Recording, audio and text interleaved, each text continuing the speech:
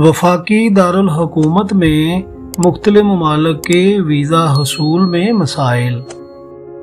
इस्लामाबाद में वीज़ा हासिल करने के ख्वाहिशमंद सैकड़ों शहरी रोज़ाना डिप्लोमेटिक इनकलेव बस शटल सर्विस की इंतज़ामिया के हाथों न सिर्फ लुट रहे हैं बल्कि सहूलियात के फुकदान की वजह से उन्हें शदीद मुश्किलात का सामना है।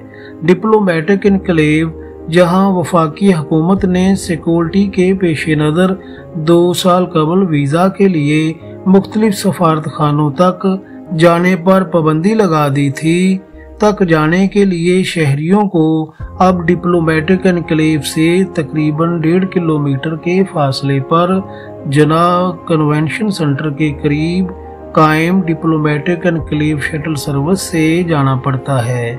सर्वे के मुताबिक मुल्क भर के मुख्तलिफ इलाकों से उसे तकरीबन 400 से 500 मर्दों ख़वातीन जिनमें बच्चे भी शामिल हैं रोज़ाना मुख्तलिफ सफारत खानों तक जाने के लिए इस बस सर्विस के ज़रिए डिप्लोमेटिक एनक्लेव जाते हैं। जना कन्वेंशन सेंटर और डिप्लोमेटिक एनक्लेव के फासले का कुल रूट तकरीबन 4 किलोमीटर बनता है। वीज़ा के हसूल के लिए आने वाले शहरियों को सफारत खाने से अपॉइंटमेंट लिए बगैर डिप्लोमेटिक एनक्लेव में दाखिले की इजाज़त नहीं, जबकि अपॉइंटमेंट मिल जाने पर उन्हें सख्त चेकिंग के मराहल से गुजरना पड़ता है। चेकिंग के नाम पर शहरियों की न सिर्फ मुकम्मल जामा तलाशी ली जाती है बल्कि उन्हें अपनी बारी के इंतज़ार में घंटों कतार में खड़ा होना पड़ता है।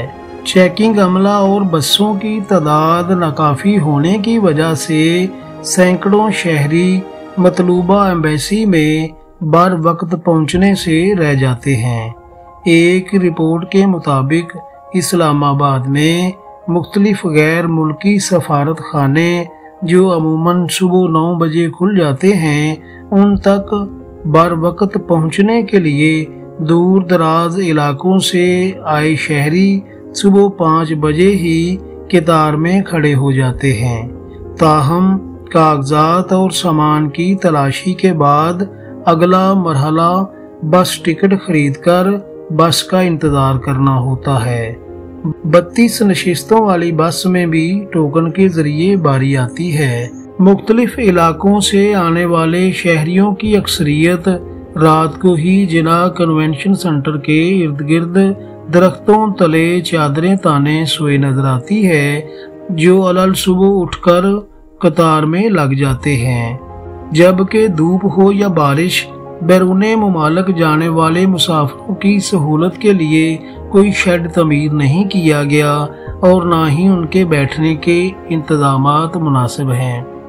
CDA ने अगरचे वो प्राइवेट पार्टियों को शटल सर्विस और पार्किंग का ठेका दे रखा है, ताहम CDA की तरफ से भी कोई चेक एंड बैलेंस का इंतजाम मौजूद नहीं। रिपोर्ट के मुताबिक ठेकेदारों ने वहां मुख्तलिफ स्टॉल्स और वीज़ा फॉर्म पुर करने वाले बिठा रखे हैं जिनसे रोज़ाना 500 से 1000 रुपये किराया वसूल किया जाता है।